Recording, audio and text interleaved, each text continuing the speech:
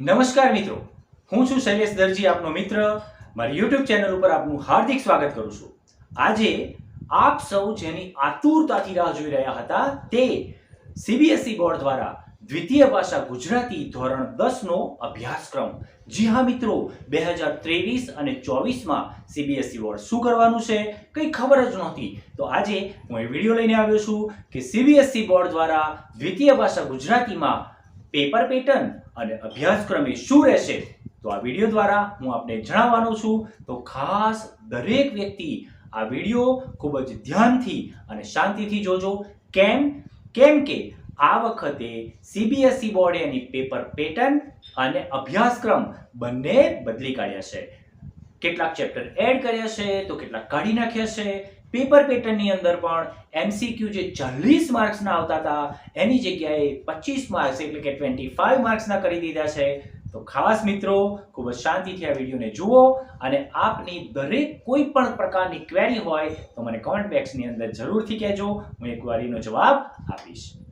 Okay મિત્રો, તો આપની સ્ક્રીન ઉપર આપ જોઈ રહ્યા છો આ વખતે 2023-24નો સીબીએસઈ બોર્ડ દ્વારા જે અભ્યાસક્રમ આપવામાં આવેલો છે એમાં આ વખતે બે વિભાગ પાડવામાં આવેલા છે. એક વિભાગ જે છે એ કવિતાઓનો વિભાગ છે અને બીજો વિભાગ જે છે એ પાઠનો વિભાગ છે.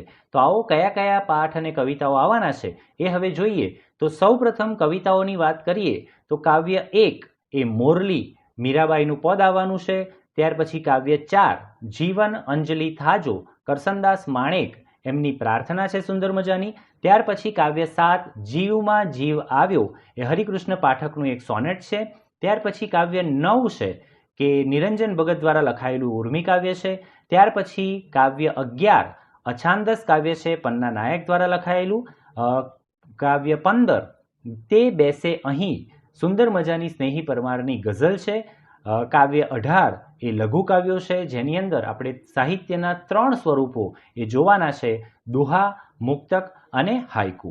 બરાબર છે. એની નીચે એક સૂચના લખેલી છે મિત્રો, એ સૂચના ખાસ ધ્યાન દઈને સાંભળજો અને વાંચજો કે ઉપરના કાવ્યમાંથી કોઈ પણ એક કાવ્ય એ પદ્ય સમીક્ષા માટે લેવામાં આવશે. એ હું તમને વિગતે જ્યારે પ્રશ્નપત્રની આપણે ડિઝાઇન જોઈશું એટલે કે એનું ફોર્મેટ જોઈશું પ્રશ્નપત્રનું ત્યારે હું 100% આનો ઉલ્લેખ કરીશ અને તમને સમજાવીશ. ત્યાર પછી આપની સ્ક્રીન ઉપર આપ જોવો છો કે કયા કયા પાઠ આવવાના છે. તો પાઠની વાત કરીએ તો પાઠ 6 સામગ્રી તો સમાજની જ છે ને, એ વિકાસ શર્મા દ્વારા લખાયેલું એક પ્રસંગ કથા છે. ત્યાર પછી પાઠ 8 સૂરજ તો બધે જ સરખો વિનોદ ભટ્ટ દ્વારા લખાયેલો હાસ્ય નિબંધ છે. ત્યાર પછી પાઠ 10 નથી જે મોહમ્મદ માકડની એક ટૂંકી વાર્તા છે. પાઠ 12 જબકજ્યોત કૃષ્ણલાલ શ્રીધરાણીએ લખેલું એકાંકી છે.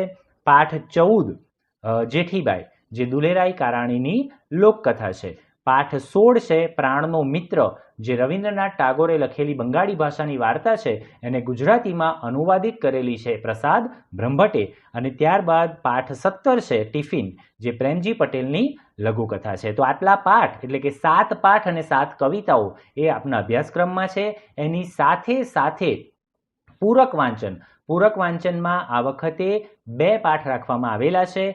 પાઠ બીજો છે ભારતીય સંસ્કૃતિના જ્યોતિર્ધર કુમારપાળ દેસાઈ દ્વારા લખાયેલું રેખાચિત્ર છે. અને પાઠ 3 છે જે સત્યવ્રત જે ઉમાશંકર જોશીએ લખેલી એક સુંદર મજાની વાર્તા છે. તો આ તમારો અભ્યાસક્રમ છે એટલે કે અભ્યાસક્રમની અંદર કયા કયા પાઠ કઈ કઈ કવિતાઓ આવવાની છે એની આપણે વિગતે વાત કરી.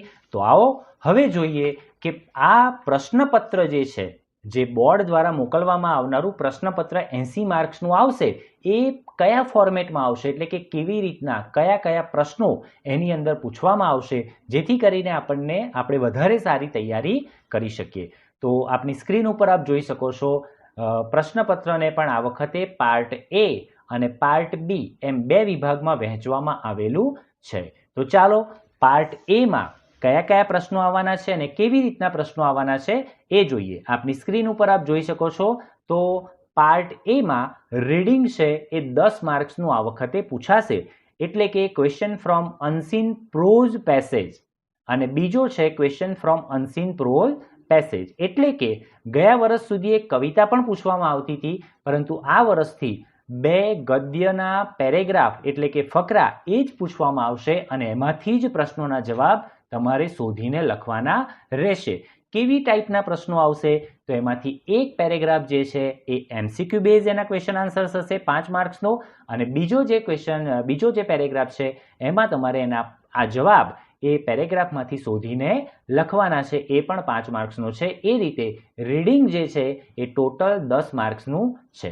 ત્યારબાદ લિટરેચર છે. લિટરેચરમાં 8 માર્ક્સ બતાવવામાં આવેલા છે.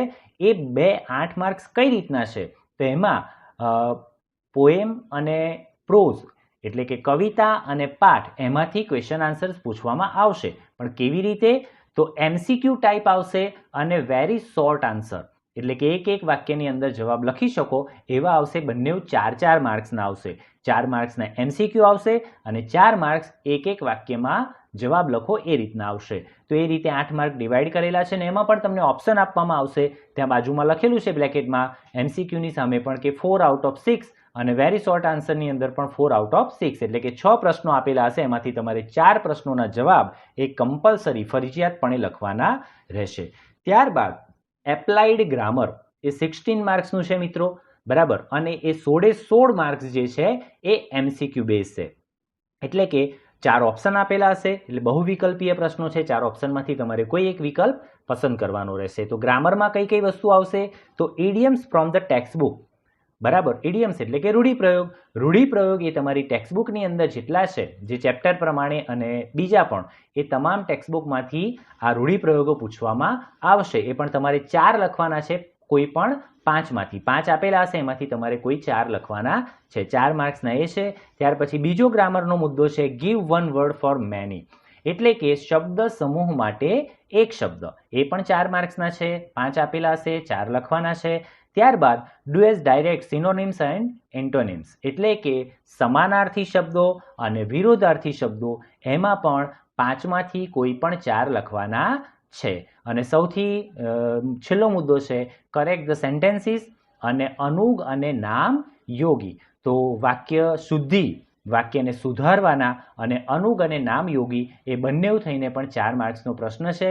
5 આપેલા હશે, તમારે 4 લખવાના છે. તો આ રીતે તમે મિત્રો જોઈ શકો છો કે 16 માર્ક્સનું ગ્રામર, 8 માર્ક્સનું લિટરેચર અને 10 માર્ક્સનું રીડિંગ પેરેગ્રાફ પેસેજ એમ કરીને ટોટલ એ 34 માર્ક્સ 34 માર્ક્સ એ પાર્ટ એમાં છે, જેમાંથી તમને 25 માર્ક્સ 25 માર્ક્સ એ MCQના મળશે. ગયા વર્ષ સુધી 40 માર્ક્સના MCQ હતા અને 40 માર્ક્સનું સબ્જેક્ટિવ હતું. આ વખતેથી CBSE બોર્ડે એની પેટર્ન ચેન્જ કરી છે, પ્રશ્નપત્રનું માળખું બદલ્યું છે, જેમાં આપણને 25 માર્ક્સનું જે છે એ MCQ બેઝ એના ક્વેશ્ચન આન્સર્સ તમારે ટીક કરવાના અને લખવાના રહેશે અને બીજા જે છે એ તમારે સબ્જેક્ટિવ એટલે કે લખવાનું રહેશે. તો પહેલા વિભાગની અંદર પાર્ટ એમાં 25 માર્ક્સના MCQ છે, બરાબર છે મિત્રો. હવે આપણે આગળ વધીએ છીએ પાર્ટ બીમાં. તો પાર્ટ બીમાં કઈ રીતે છે તો આપની સ્ક્રીન ઉપર આપ જોઈ શકો છો કે પાર્ટ બીમાં 30 માર્ક્સનું લિટરેચર છે,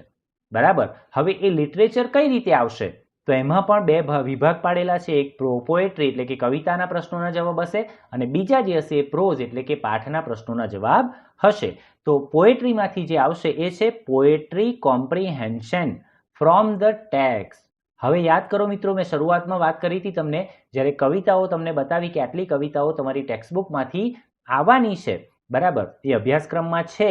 એની નીચે એક લાઈન લખેલી મેં તમને બતાવેલી કે ઉપરના કાવ્યોમાંથી કોઈ એક કાવ્ય એ પદ્ય સમીક્ષા માટે લેવું. તો આ જે છે પોએટ્રી કોમ્પ્રિહેન્શન જે 5 માર્ક્સનું છે, એમાં એ તમારી જે 7 કવિતાઓ છે એમાંનું જ એક કાવ્ય એ અહીંયા આગળ કોમ્પ્રિહેન્શન તરીકે આવશે.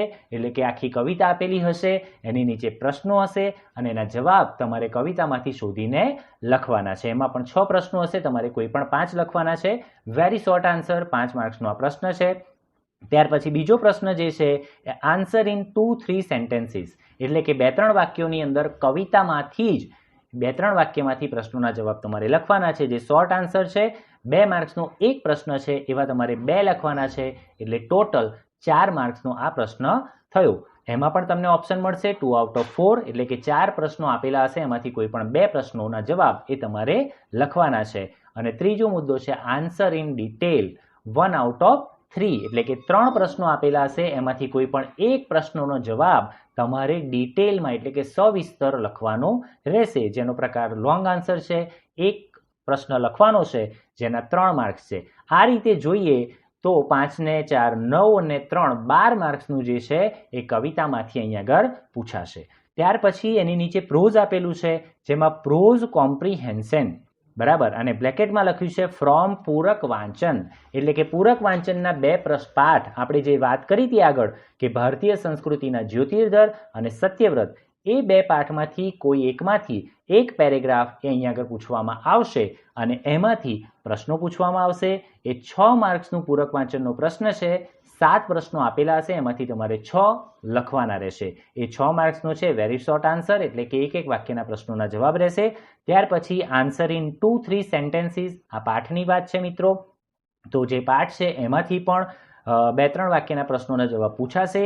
કોઈ પણ 3 પ્રશ્નો તમારે લખવાના છે. ટોટલ આપેલા હશે 6, એટલે કે 6 માંથી તમારે 3 લખવાના છે. એક પ્રશ્નના માર્ક્સ 2 છે, ટોટલ 3 લખશો એટલે 6 માર્ક્સ ટોટલ પ્રશ્નના થશે. અને સૌથી લાસ્ટમાં મુદ્દો છે આન્સર ઇન ડિટેલ, એટલે કે સવિસ્તર પ્રશ્નોના જવાબ 4 માંથી કોઈ પણ 2 પ્રશ્નો તમારે કમ્પલસરી ફરજિયાતપણે લખવાના છે. એક પ્રશ્નનો માર્ક્સ, એક પ્રશ્નના જે માર્ક્સ છે એ છે 3, એટલે કે ટોટલ 6 માર્ક્સ એના થશે. એમ તમે જુઓ તો 6 તરીને 18 માર્ક્સ અહીંયા એ ગદ્યમાંથી પૂછાશે અને ઉપર 12 માર્ક્સ જે છે એ કવિતાઓમાંથી પૂછાશે. એમ કરીને ટોટલ 30 માર્ક્સ લિટરેચર અહીંયા છે. અને પાર્ટ એમાં MCQ અને વેરી શોર્ટ આન્સર જે પૂછાવાના છે એ 8 માર્ક્સ, એટલે ટોટલ તમારું 38 માર્ક્સનું 38 માર્ક્સનું લિટરેચર આ વખતના પેપરમાં આવશે. ત્યાર પછી બીજો આગળનો જે મુદ્દો છે એ જોઈએ તો ઇફેક્ટિવ રાઇટિંગ સ્કિલ. એની અંદર 16 માર્ક્સ 16 માર્ક્સનું એ રાઇટિંગ તમારે પૂછાવાનું છે. એમાં આ વખતે ગયા વર્ષ સુધી નિબંધ લેખન આવતો હતો, આ વખતે પેરેગ્રાફ રાઇટિંગ એટલે કે અનુચ્છેદ લેખન એ આવશે. અને શબ્દ મર્યાદા જે છે એ પણ એની ઘટાડી દીધી છે.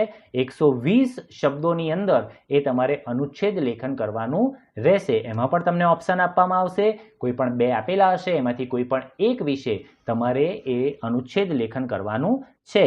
એ એક અનુચ્છેદ લેખનના 5 માર્ક્સ છે. ત્યાર પછી બીજું છે story building from given points, એટલે કે મુદ્દા પરથી વાર્તા લેખન. મુદ્દા આપેલા હશે, એની તમારે વાર્તા સરસ મજાની તમારી કલ્પનાથી એ વાર્તા લખવાની છે, તૈયાર કરવાની છે. સાથે શીર્ષક અને બોધ પણ લખવાનું ભૂલશો નહીં. તો તમને 6 માર્ક્સ એ મળી શકે એમ છે, એટલે કે એક પ્રશ્ન 6 માર્ક્સનો છે. અને સૌથી છેલ્લે છે ઓફિશિયલ લેટર, એપ્લિકેશન ઓર કમ્પ્લેન, એટલે કે ઓફિશિયલ લેટર લખવાનો છે, મામા માસી ફોઈને લખવાનો નથી. ઓફિશિયલ લેટર લખવાનો છે અને એના અથવામાં એ એડવર્ટાઇઝમેન્ટ છે, જેમાં તમે તમારી કલ્પના શક્તિ દ્વારા ખૂબ જ સુંદર સચિત્ર જાહેરાત, એટલે કે ચિત્ર પણ દોરી શકો, કલર પણ કરી શકો અને સરસ મજાનું સ્લોગન પણ બનાવી શકો. તો એ 5 માર્ક્સનું છે. એમ ટોટલ 5 માર્ક્સ અનુચ્છેદ લેખનના, 6 માર્ક્સ વાર્તાના અને 5 માર્ક્સ પત્ર અથવા તો જાહેરાતના, એમ કરીને ટોટલ 16 માર્ક્સ એ તમારા ઇફેક્ટિવ રાઇટિંગના થયા. એમ ટોટલ તમે જોવા જાઓ તો 10 માર્ક્સનું રીડિંગ, 8 માર્ક્સનું લિટરેચર, 16 માર્ક્સનું ગ્રામર, 30 માર્ક્સનું ફરીથી લિટરેચર અને 16 માર્ક્સ એ જે છે એ તમારા ઇફેક્ટિવ રાઇટિંગ સ્કિલના છે. આ રીતે ટોટલ 80 માર્ક્સ એ પેપર બોર્ડ દ્વારા મોકલવામાં આવશે.